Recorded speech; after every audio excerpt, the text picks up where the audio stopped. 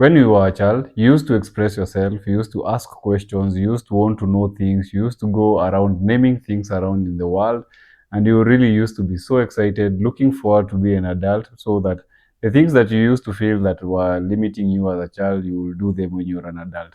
But now you're an adult, seated there, kind of bitter about the world, about the situation actually that life has put you in, the circumstances that you're not in control of, and these things really happen. In 2022, I came across a quote, and I'm not really sure if it was from Nietzsche, that said that the ultimate achievement of being an adult is actually going back to your childlike self and really connecting with the child that was inside you.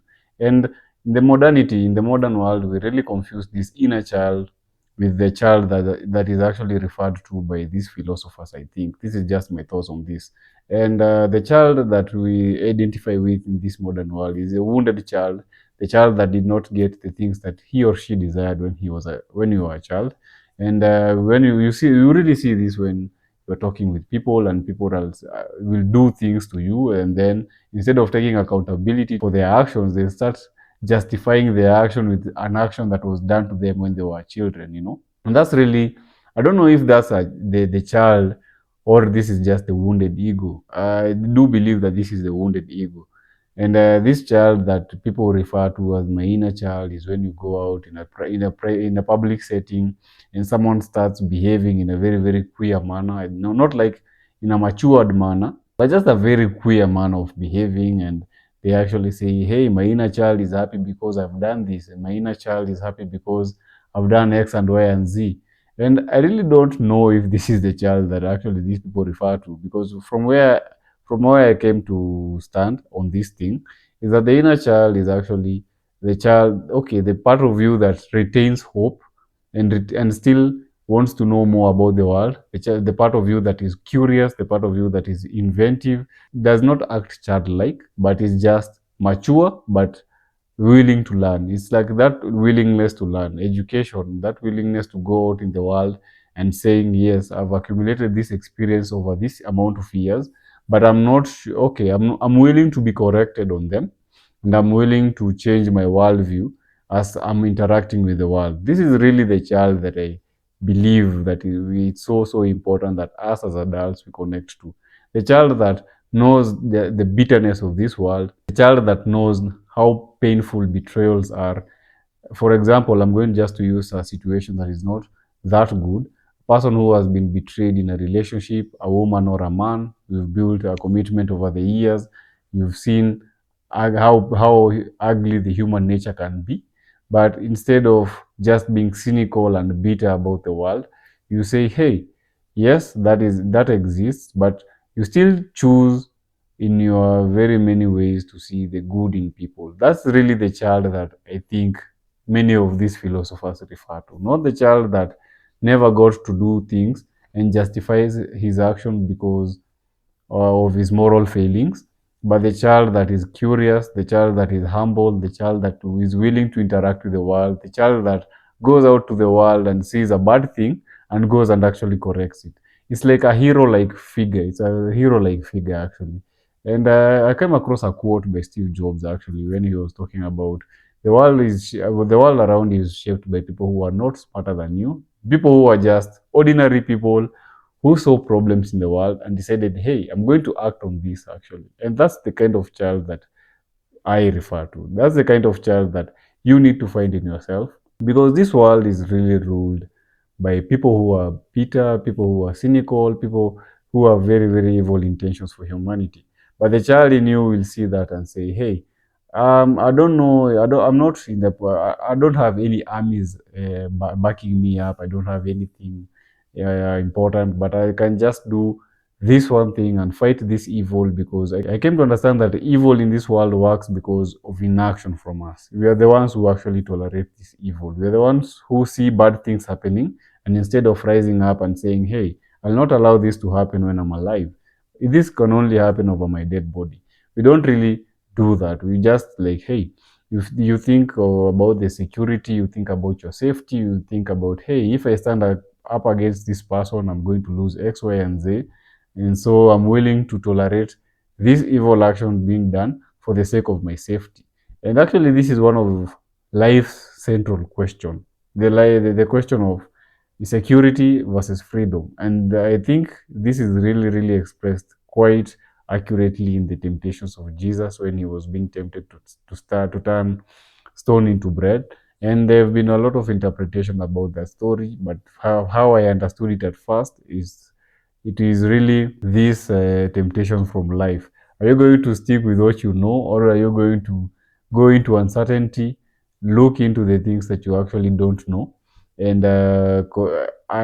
learn from them and actually incorporate them into your character? And I think this is what the dragon myths are trying to in children's stories, and actually again in children's stories they are really expressed as a prince who goes to the castle to save the princesses, but he has to kill a dragon. So he goes there with his spirit of adventure, kills the dragon, saves the princess, and they happily ever married after.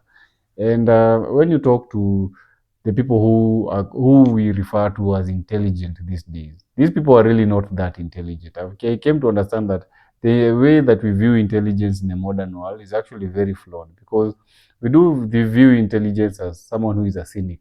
We view someone who does not have any hope for the world, and they have this fancy word to describe themselves. They tell you, I'm an atheist. They'll tell you, I'm an anti-idealist. They really don't see the point of having an ideal in this world. And they actually, when you try to just talk to them, and you talk to them on a logical view, and then you introduce the world of feelings, they'll actually just discard it as, hey, you're trying to convince me with feelings, and feelings don't matter. What matters in this world is logic. So everything has to be fitted in a box in this world. Feelings do not really matter. And that's really not true, because intuitions are feelings. Many scientists have discovered things in this world from a feeling, from a hunch. And when you look into artists are a perfect example. When you look into the greatest musicians, when you look into the greatest painters, when you look into the greatest sculptors, these people are really driven by a feeling. They were not really driven by logic. They were driven, actually, these revelations for them to come up with this beautiful work of art came from a feeling. It's really, you cannot really separate logic from feelings. When you separate logic from feelings, then you really start having a world that is very, very cold, a world that we live in right now, actually, where we don't really have any feelings and any care towards our kin, our friends. We just see them as means to an end, rather than seeing them as God's people on earth who are here for a higher purpose, and we want to use them for our own gain, our own gaining of power, our own gaining of profit. This is actually what underlies the philosophy that underlies many corporatist organization. Capitalism in the modern world sees people as just interchangeable cogs. There is no cohesion. There is no that team feeling when you are just doing something important in the world, something that you feel it's important and needs to be done.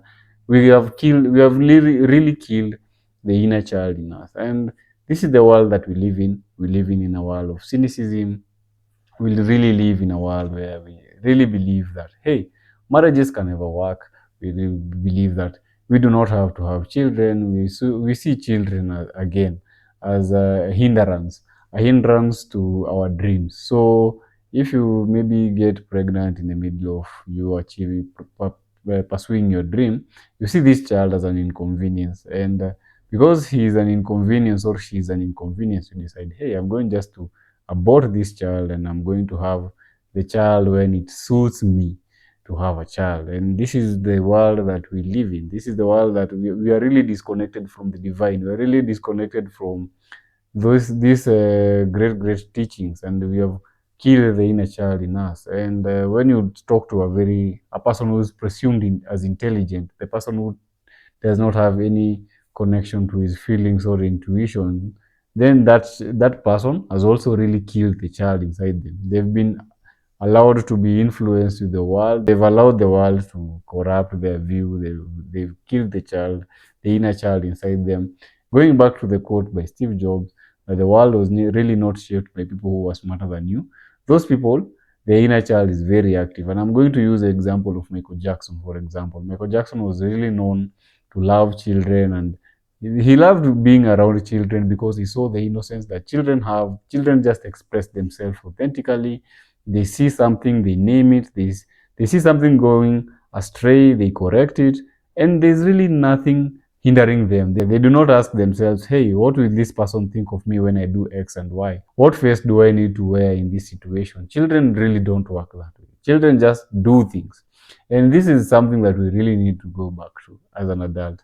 You really need to go back to into that space where when you something hits your mind and that thing is correct and that thing is right and it needs to be said or done, you just do it without anything, without thinking, hey, what will this impact this, or what will this guy say about me, what will they think about me, and it's always about me. It's never about the higher mission, it's never about the higher purpose, it's never about what needs to be done in the world. It's really about how does this serve me. And this is a mindset that we really need to get out of, and we really need to go into a mindset where we just express ourselves, we create the conditions where this world you can just do things and get appreciated, or even don't do them for people to appreciate you. You just do them because they need to be done.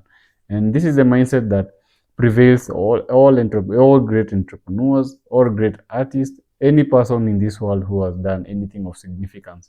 They have this openness. They have this openness to learning. Openness is actually one of the traits that actually predicts success in any person.